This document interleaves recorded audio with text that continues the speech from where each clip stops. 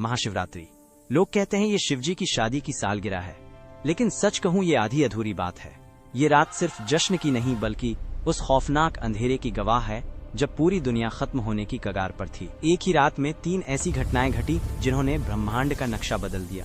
जरा सोचिए, एक तरफ शादी की शहनाइयां थीं, तो दूसरी तरफ मौत का जहर और तीसरी तरफ एक ऐसी आग थी जो ब्रह्मा और विष्णु का घमंड चकनाचूर कर रही थी। आज हम शिवलिंग के प्रकट होने की वो कहानी सुनेंगे जिसे सुनकर आपके रोंगटे खड़े हो जाएंगे।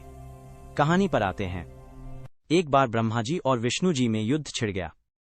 दोनों लड़ रहे थे, मैं महान हूँ, मैं भी महान हूँ। उनका यह घमंड जब दुनिया का संतुलन बिगाड़ने लगा, तब अचानक उनके बीच एक विशाल अनंत अग्नि स्तंभ प्रकट हुआ। वो आग का एक ऐसा खंभा था जिसकी ना कोई शुरुआत थी ना अंत।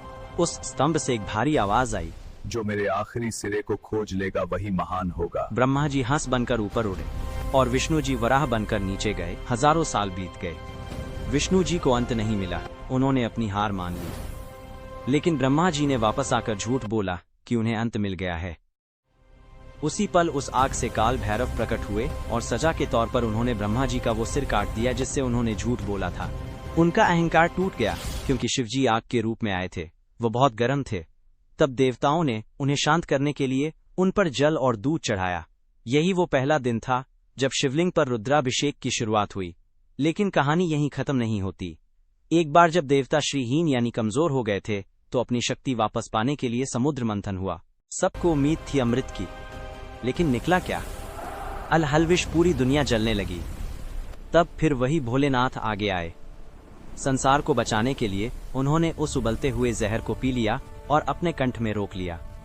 जहर की गर्मी से शिवजी का शरीर तपने लगा। उस जलन को शांत करने के लिए सभी देवताओं ने उन पर पूरी रात गंगा जल, दूध और बेलपत्र चढ़ाया।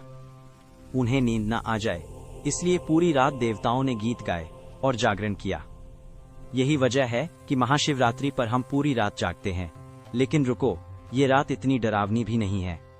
इसी रात प्रेम की जीत भी हुई थी। जब माता सती ने अपने प्राण त्यागे थे, तो शिवजी पूरी तरह टूट गए थे। वो वैरागी बन गए, दुनिया छोड़कर समाधि में चले गए। तब माता सती ने पार्वती के रूप में जन्म लिया। उन्होंने हजारों साल तक कठोर तपस्या की, सिर्फ अपने शिव को वापस पाने के लिए। आखिरकार भोलेनाथ पिघले। इसी महाशिवरात्रि की रात वो बैरागी फिर से दूल्हा बना और शिव शक्ति का मिलन हुआ। जब आप शिवलिंग पर लौटा भर जल चढ़ाएं, तो याद रखिएगा, आप उस आग को शांत कर रहे हैं और उस जहर के दर्द को कम कर रहे हैं। कमेंट में हर हर महादेव जरूर लिखें।